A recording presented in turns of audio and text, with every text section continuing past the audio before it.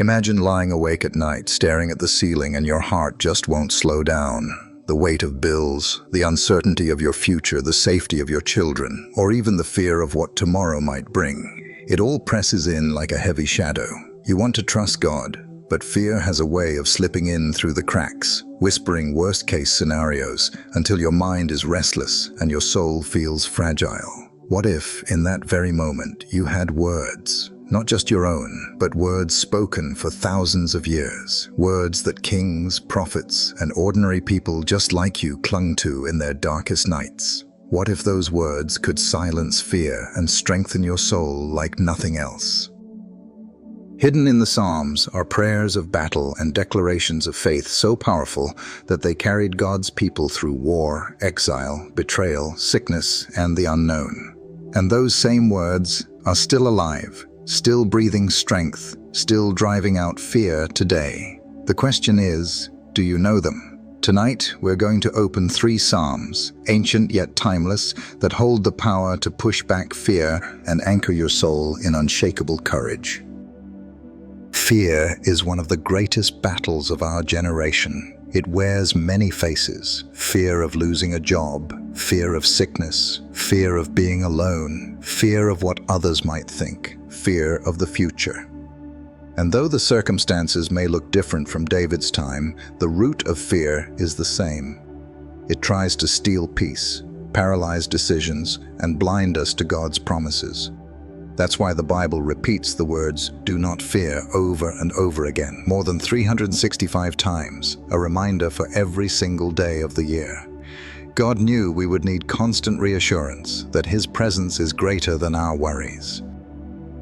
The Psalms stand at the heart of this battle. They are not just poetry to be admired. They are spiritual lifelines, meant to be prayed, sung, and declared.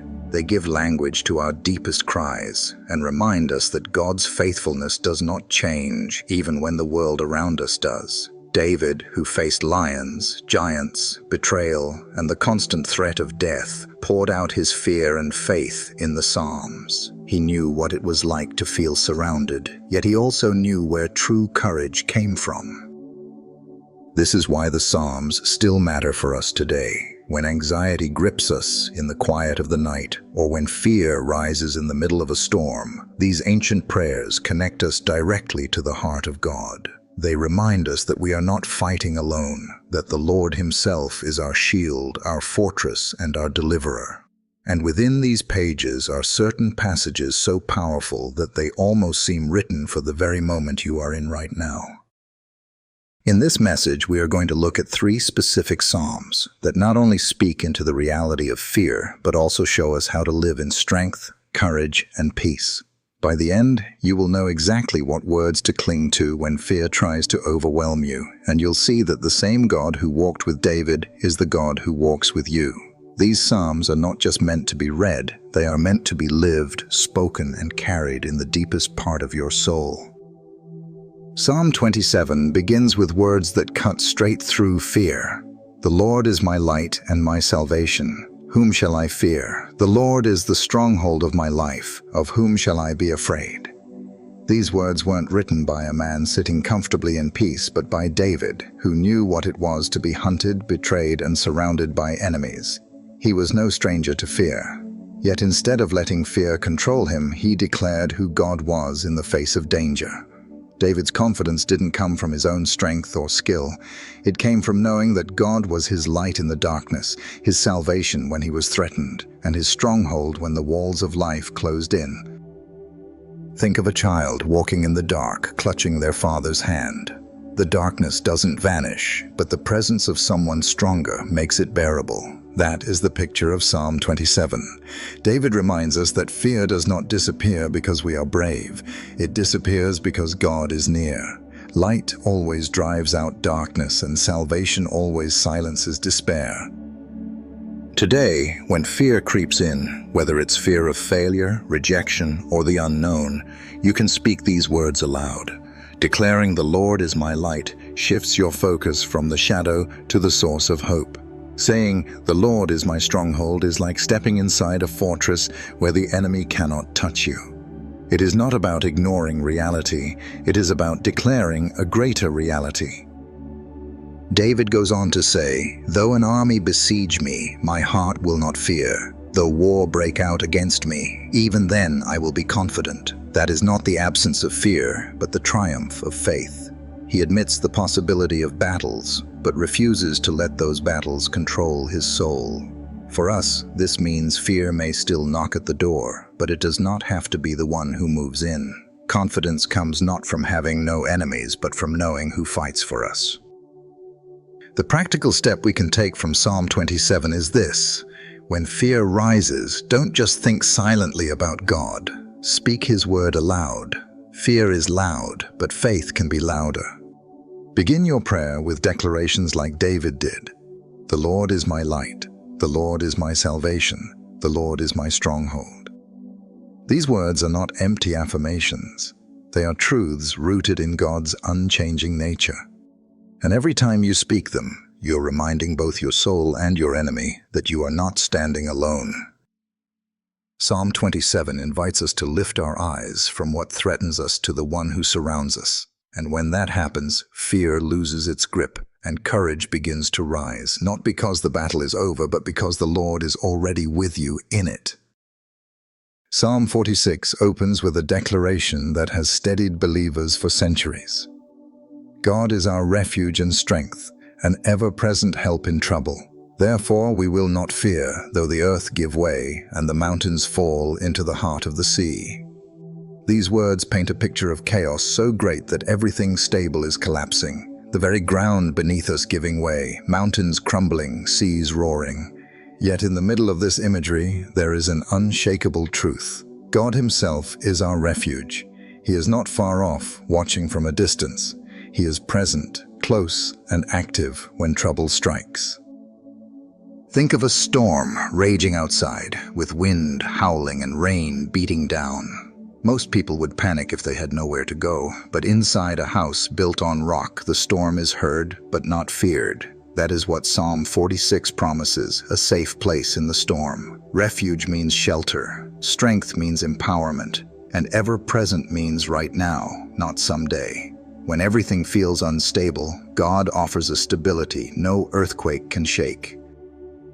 The psalm continues by reminding us of a river whose streams make glad the city of God, a poetic picture of peace and provision in the midst of turmoil. Where the world sees destruction, God provides life. God is within her. She will not fall. God will help her at break of day. This is a picture not only for the people of Israel, but for every believer who feels like the night is long and fear is winning. Dawn always comes, and with it, the help of God. In our time, fear often grows in moments of uncertainty, economic collapse, sickness, wars, or personal crises. The imagery of Psalm 46 reminds us that even if the entire world seems to be crumbling, God has not lost control. He remains unshaken when everything else shakes. His presence is not a vague comfort, it is a fortress. The Lord Almighty is with us. The God of Jacob is our fortress. The practical step here is to remember that God is both a place of safety and a source of power. When fear rises because the world feels chaotic, retreat into His presence in prayer, worship, or His word. But don't just retreat. Draw strength. A refuge shelters you, but His strength equips you to keep moving forward. Fear often paralyzes, but God's strength empowers. And at the heart of this psalm is a simple yet powerful command: be still and know that I am God. Fear thrives on noise, panic, and rushing thoughts. Stillness is the weapon that silences fear because it anchors us in the truth that God is sovereign. Being still doesn't mean doing nothing. It means surrendering control, letting God fight where we cannot. Psalm 46 is not a denial of chaos, but a declaration of God's supremacy over it. The mountains may fall, the seas may roar, nations may rage, but God remains. When your life feels like it's unraveling, remember this psalm. Your refuge is secure, your strength is unshaken, and your God is always present. Fear loses its power when we stand inside the fortress that no storm can destroy.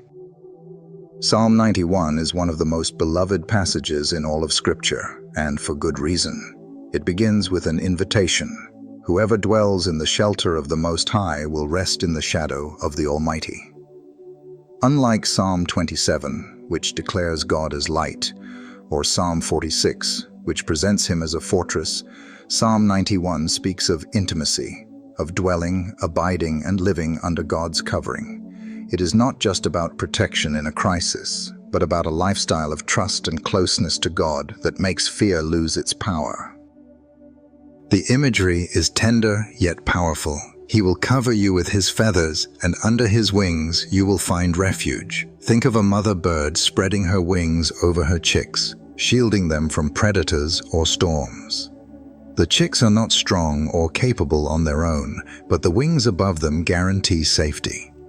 This is what God offers to his children, not just distant protection, but a nearness that surrounds us on every side. Psalm 91 speaks directly to the fears that often grip us. You will not fear the terror of night, nor the arrow that flies by day, nor the pestilence that stalks in the darkness, nor the plague that destroys at midday. These are timeless images of danger, hidden threats, sudden attacks, unseen sickness.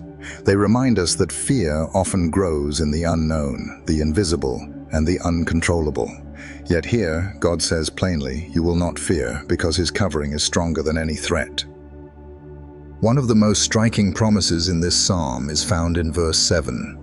1,000 may fall at your side, 10,000 at your right hand, but it will not come near you. Fear often tells us that we are next, that disaster is inevitable. But God reminds us that his protection is not dependent on the chaos around us.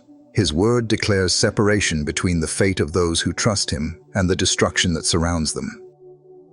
The practical step from Psalm 91 is learning to abide, not just visit.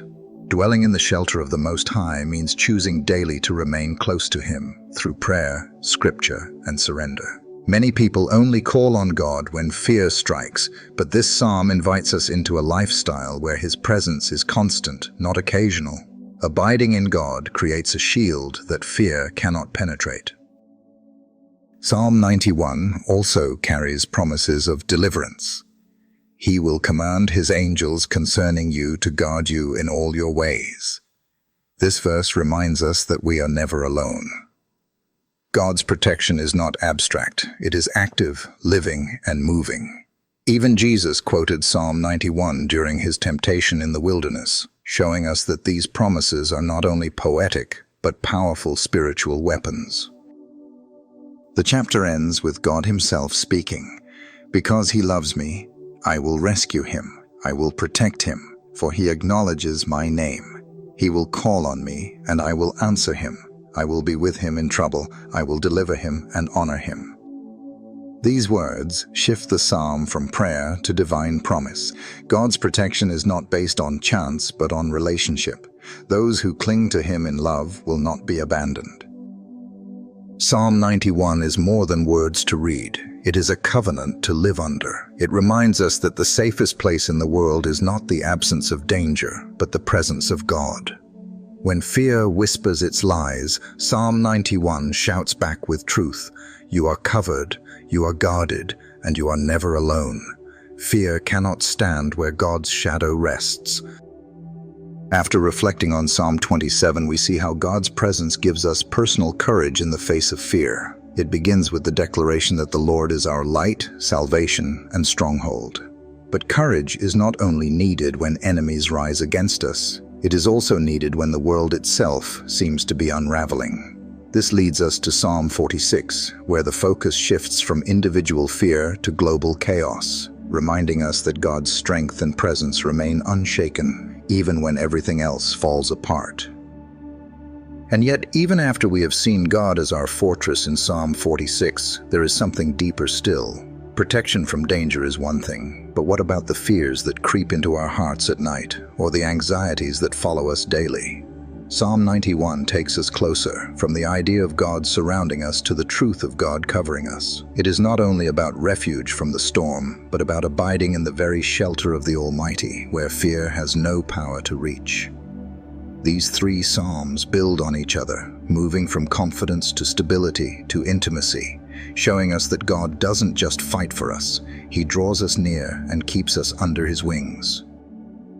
Fear is something we all face, no matter who we are or how strong we appear. It comes in different forms, sometimes as a whisper in the night, other times as a storm that shakes everything around us. But what we've seen in these three psalms is that God has already given us the words and promises to stand firm when fear comes. Psalm 27 reminds us that the Lord is our light, salvation, and stronghold. We don't overcome fear by ignoring it, but by declaring who God is in the middle of it. When the shadows close in, His light breaks through. When danger feels near, His salvation secures us. When life feels overwhelming, His stronghold surrounds us. Psalm 46 shows us that even if the earth gives way and the mountains fall, God remains our refuge and strength. The chaos of this world cannot undo the presence of God. He is with us when the storm rages, and He commands us to be still and know that He is God. Stillness becomes our weapon, and His presence becomes our peace.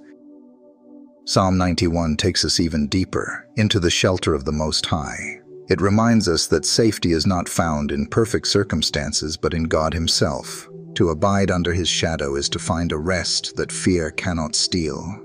His promises cover us, His angels guard us, and His love keeps us.